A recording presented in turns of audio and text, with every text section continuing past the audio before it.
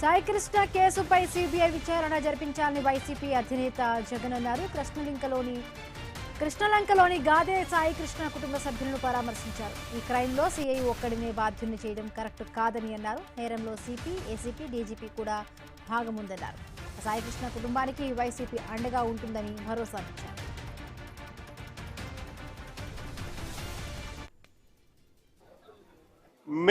మే మాసంలోనే ఒక ఘటన కాదు,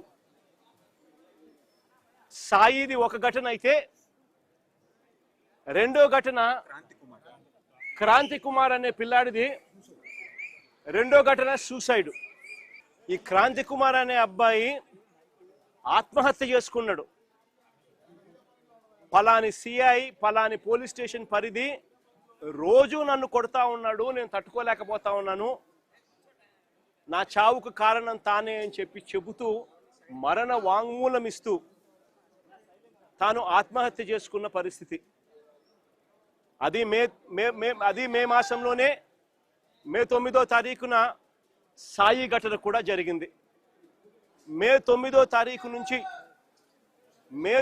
తారీఖు నుంచి ఈ తల్లి తన కొడుకుకు జరుగుతా ఉన్న అన్యాయమైన పరిస్థితిని చూడలేక తల్లిని పోలీస్ స్టేషన్లోకి పిలిచి నీ కొడుకు ఫోటోకు దండేసుకో అని చెప్పి ఏకంగా సిఐ మాట్లాడుతూ తల్లిని హేళనగా మాట్లాడమే కాకుండా చివరకు తన సాయి అనే ఆ పిల్లాడి చావుకు కూడా కారణమయ్యే పరిస్థితిలోకి పోతే ఆ రోజు నుంచి 9వ తారీఖు నుంచి ఆ తల్లి ప్రతిరోజు తనకు సమాచారం అందే కొద్దీ ఆ సెల్లులో జరుగుతూ ఉన్న విషయాల మీద తనకు మిగతా వాళ్ళు సమాచారం తనకి ఇచ్చే కొద్దీ తన కొడుకు ఏదో జరుగుతూ ఉంది, పోలీసులు తీసుకొచ్చారు, ఆ స్టేషన్లో తనను పెట్టారు, తనను కొడతా ఉన్నారు, చిత్రహింసలు పెడతా ఉన్నారు అని చెప్పి తనకు అర్థమయ్యి అదే పోలీస్ స్టేషన్ పరిధిలోకి ఒకసారి కాదు, 2 సార్లు కాదు, 3 సార్లు కాదు, 4 సార్లు కాదు, ప్రతిరోజు ఆ తల్లి అక్కడికి వెళ్ళి నా కొడుకును నాకు చూపించండి అయ్యా, నా కొడుకును నాకు చూపించండి అయ్యా అని చెప్పి బాధపడతా ఉన్న పరిస్థితులు మన కళ్ళ ఎదుటే కనిపిస్తూ ఉంది. ఇది జరిగిన ఘటనను చూసుకొని ఈ తల్లితో పాటు ఆ అబ్బాయి చిన్నమ్మనేమ్మ లాయరు దుర్గమ్మ, ఆ లాయరు వాళ్ళిద్దరూ డీజీపీ ఆఫీస్కు వెళ్ళి ఆ దుర్గమ్మ లాయర్ డీజీపీ ఆఫీస్కు వెళ్ళి రాతపూర్వకంగా ఇది జరుగుతూ ఉంది అని చెప్పి ఏకంగా కంప్లైంట్ ఇవ్వడం జరిగింది. కంప్లైంట్ ఇస్తే ఆ కంప్లైంట్ ఏమైంది, చివరికి చెత్తబుట్టలెక్కి డీజీపీకి కంప్లైంట్ ఇవ్వడం, డీజీపీ సిపికి పంపించడం, సిపి యాక్షన్ తీసుకోవాల్సింది పోగా సిపి ఏం చేస్తా ఉన్నారు, తల్లి దగ్గరికి మిగతా వాళ్ళని పంపించి బేరం పెట్టించే కార్యక్రమం చేస్తా ఉన్నారు. ఖచ్చితంగా ఏదో జరిగింది, నా కొడుకు ఏదో జరిగింది అని చెప్పి ఆ తల్లికి పూర్తిగా అర్థమై జూన్ 2వ తారీఖున హైకోర్టులో హీబియస్ కార్పస్ పిటిషన్ వేసి నా కొడుకును వీళ్ళు హత్య చేసినారు, నా కొడుకు కనిపించడం లేదు, నా కొడుకును దయచేసి నాకు చూపించండి అని చెప్పి తల్లి ఆవేదనతో పిటిషన్ వేసినారు. కోర్టు ఇంటర్వ్యూన్ అయ్యి హీబియస్ కార్పస్ మీద స్పందించే కార్యక్రమం చేస్తే ఆ తర్వాత మనలాంటి వాళ్ళు అందరూ కూడా జరుగుతూ ఉన్న అన్యాయాన్ని చూడలేక అందరూ కూడా ఆ తల్లికి సపోర్టుగా నిలబడితే అప్పుడు గత్యంతరం లేక ఈరోజు సిఐని సస్పెండ్ చేశారు. నేను అడుగుతా ఉన్నా, సిఐని ఎందుకు సస్పెండ్ చేశారని చెప్పి చెప్పగలరా? సిఐని ఎందుకు సస్పెండ్ చేశారని?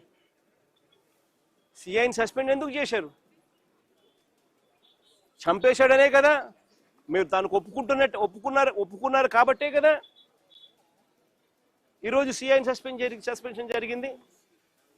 అంటే ఒకే పోలీస్ స్టేషన్లోనే ఆ సిఐ పరిధిలోనే ఆ సిఐని ప్రొటెక్ట్ చేస్తూ ఏసీపీని ప్రొటెక్ట్ చేస్తూ కమిషనర్ని ప్రొటెక్ట్ చేస్తూ డీజీపీ మొత్తం అందరికీ తెలిసి సిఐ స్టేషన్లో ఒక హత్య కాదు పోలీస్ స్టేషన్లో ఇలాగనే కొడుతూ కొడుతూ కొడుతూ కొడుతూ ఒకరు చావుకు కారణమైతే ఇంకొకరు ఆత్మహత్య చేసుకుని ఆత్మహత్య వీడియో ద్వారా తన మెసేజ్ను తెలియజేసిన పరిస్థితి. నేను ఒకటే చెప్తా ఉన్నా, ఈరోజు సస్పెన్షన్ చేసి సస్పెన్షన్ అంటే ఏంది? టెంపరీగా ఒక పోలీస్ ఆఫీసర్ను డ్యూటీస్ నుంచి తప్పించడం.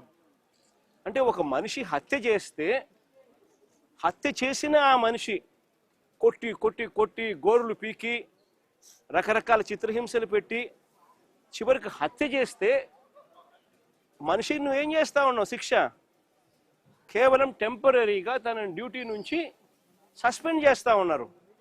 ఇదే చేయాల్సింది. అది కూడా ఇంత పెద్ద ఇష్యూ అయి బయటకు వచ్చిన తర్వాతనే మీకు చెయ్యాలన్న కనీసం ఆలోచన అన్న వచ్చింది. ఇది బయటికి రాకపోయినంటే అది కూడా ఆలోచన కూడా వచ్చేది కాదు. ఒకవైపున ఇంత హేయమైన కార్యక్రమం జరిగింది అని అంటే ఆ సిఐని, ఆ బాధితుడైన ఏసీపీని, ఆ బాధ్యులైన కమిషనర్ను, వీళ్ళందరినీ డీజీపీ వరకు కూడా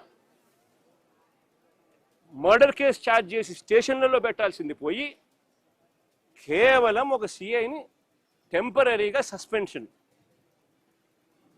దాని అర్థం ఏంది? అందరూ పగడ్బందీగా కలిసికట్టుగా నేరం చేసి తూతూ మంత్రంగా కంటి తుడుపు చర్యగా కేవలం టెంపరీగా ఒక అధికారిని తప్పించినారు.